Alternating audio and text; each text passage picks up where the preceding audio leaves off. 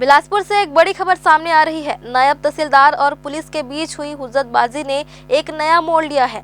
मामला सरकंडा थाना क्षेत्र का है। नायब तहसीलदार ने पुलिस पर दबंगई का आरोप लगाते हुए उच्च अधिकारियों को ज्ञापन सौंपा है और जांच के बहाने दुर्व्यवहार और मारपीट का आरोप भी लगाया है।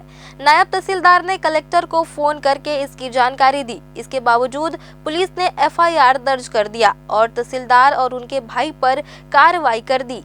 छत्तीसगढ़ कनिष्ठ प्रशासनिक सेवा संघ ने इसका विरोध जताया है और कलेक्टर एसपी को ज्ञापन देकर निष्पक्ष जांच की मांग भी की है। तहसीलदार संघ द्वारा जो है कनिष्ठ तहसीलदार संघ प्रशासनिक सेवा संघ द्वारा एक ज्ञापन दिया गया है, जिसमें थाना सरकंडा में दर्ज अपराध के संबंध में निष्पक्ष जांच हेतु आवेदन दिया गया है। इस संबंध में वरिष्ठ अधिकारियों को अवगत कराते हुए ही और उनके निर्देशन पर जो है जांच की जा रही है। जांच में जो भी तथ्य आएंगे उनके अनुसार जो है कार्रवाई की जाएगी। क्या शिकायत क्या की है सर उन्होंने? उन्होंने सरकंडा थाने में जो घटना हुई है, मारपीट की एक घटना जिस पर अपराध पंजीबद्ध हुआ था, उसके विरुद्ध शिकायत दी है। अपने साथ होने वाले दुर्व्यवहार के संबंध में उन्होंने शिकायत दी है। क्या आरोप है सर ये तहसीलदार पर आरोप ये है कि इनके परिजन जो है सरकंडा थाने में गए थे और उन पर जो है शासकीय सेवा में बाधा करने का आरोप है उनके बड़े भाई के ऊपर। मेरी मम्मी की चूँकि तबीयत ख़राब थी तो मैं अचानक वहाँ से निकल गया था और रात में 1:30 बजे के आसपास यहाँ पहुँचा था। 2 बजे तक घर से बस कुछ ही दूर बचा था, मेरा ज़्यादा दूर भी नहीं था। उसी समय कुछ पुलिस वालों ने मेरे साथ बदतमीज़ी की और फिर उसी को मैटर बना के मुझे थाने में ले गया गया। मेरे पापा और भैया को वहीं रहने दिया गया और मैं घर वहाँ थाने में लेके चले गए और मुझ पर आरोप लगाया गया कि मैं नशे में था और गाली गलौज किया हूँ, जबकि आज तक मैंने सिगरेट तक नहीं पिया है या किसी प्रकार के गुटखा का सेवन नहीं किया है, न ही किसी प्रकार का नशा करता हूँ मैं। लेकिन फिर भी मुझ पर आरोप लगाया गया कि मैं नशे में था और नशे में बदतमीज़ी किया हूँ। साथ ही मैं चाहे कितना भी हाइपर रहूं, लेकिन मेरे मुंह से आज तक कभी गाली नहीं निकला है। मेरे साथ सहकर्मी जितने हैं सबको पता है ये बात कि आज तक मैंने कभी गाली नहीं बका है। फिर भी मुझ पर आरोप लगाया गया कि मैंने गाली गलौज किया, वहाँ पे अभद्रता की, तोड़फोड़ मचाई है। आप चाहें तो वहाँ का CCTV देख लीजिए, कुछ भी कीजिए, मैंने किस प्रकार की तोड़फोड़ की है आप किसी भी प्रकार का चेक कर सकते हो। हम लोग ज्ञापन सौंपने आए थे छत्तीसगढ़ कनिष्ठ प्रशासनिक सेवा संघ की ओर से। जो घटना हमारे जो नायब तहसीलदार है उनके साथ जो घटित हुआ है विगत 2 दिवस पूर्व सरकंडा थाने में, उसके संबंध में, जिसमें उनके साथ निर्दोष होते हुए भी अभद्र व्यवहार किया गया और उन पर उनके परिवार पर जो प्रताड़ित किया गया, उस पर हम विरोध किए हैं। इस पर संघ ने कलेक्टर साहब की ओर से माननीय मुख्यमंत्री उप मुख्यमंत्री से को ज्ञापन सौंपा है कि इस घटना का निष्पक्ष जांच हो और मजिस्ट्रियल जांच हो, जिससे कि जो भी दोषी हो उस पर कड़ी से कड़ी कार्रवाई का संघ मांग करता है। साथ ही इस प्रकार की घटना दोबारा न हो, इसका भी संघ आश्वासन चाहता है, क्योंकि आर्टिकल संविधान में हर व्यक्ति को मूल अधिकार प्राप्त है निष्पक्ष रूप से और सही रूप से जीवन जीने का। वो इतने सुदूर अंचल में पदस्थ है, अपने माँ बाप से मिलने आ रहा था, उसके साथ इस प्रकार से कृत्य किया गया है, जो कड़ी निंदा करता है संघ निंदा का। इसका हमने पहले ही आप लोग को कहा है कि निष्पक्ष जांच हो।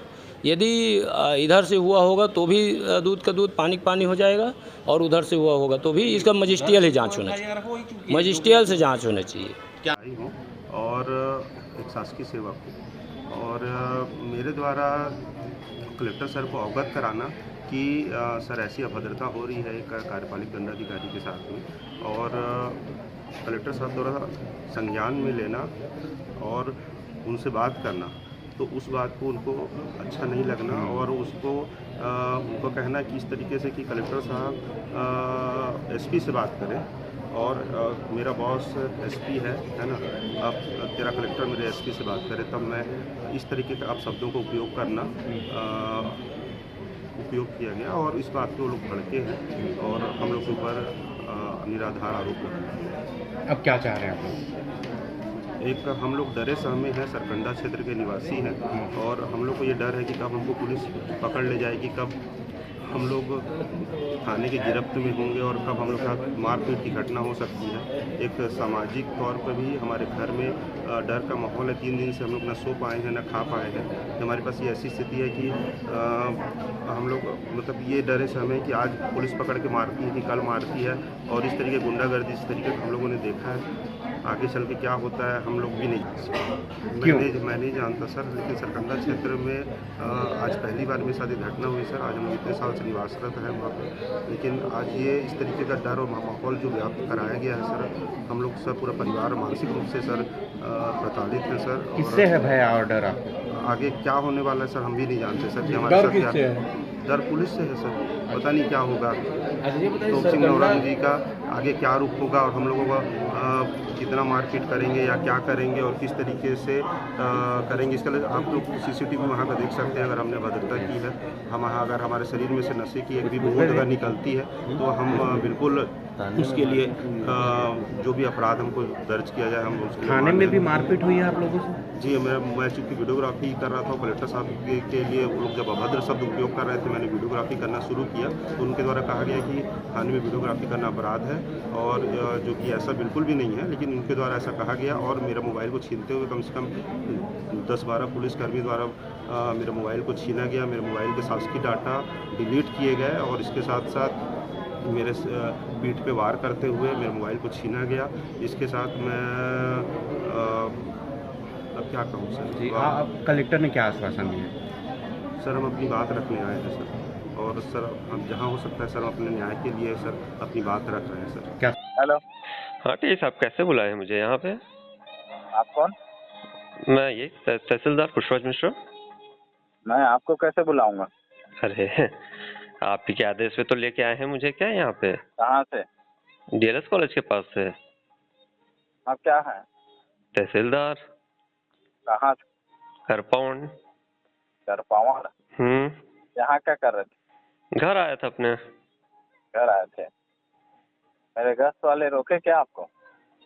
हाँ, गश्त वाले रोके तो मैं कुछ दूर आगे जाके रुका था। तो क्या हो गया? कुछ दूर आगे जाके रुका था तो बोला इधर आओ यार, इधर आओ, ऐसा बोला, बात किया था। हाँ। बोला भाई आप इधर आओ करके। तो हट हो गया। हाँ तो बात तो वही है है ना जी। कार्यपालिक मजिस्ट्रेट हो ना, इसलिए है ना, ईगो हट हो गया होगा। अरे ईगो वाली क्या बात है इसमें भाई? आ रहा हूँ वही थाने में रुक, ठीक है? चलिए ठीक है।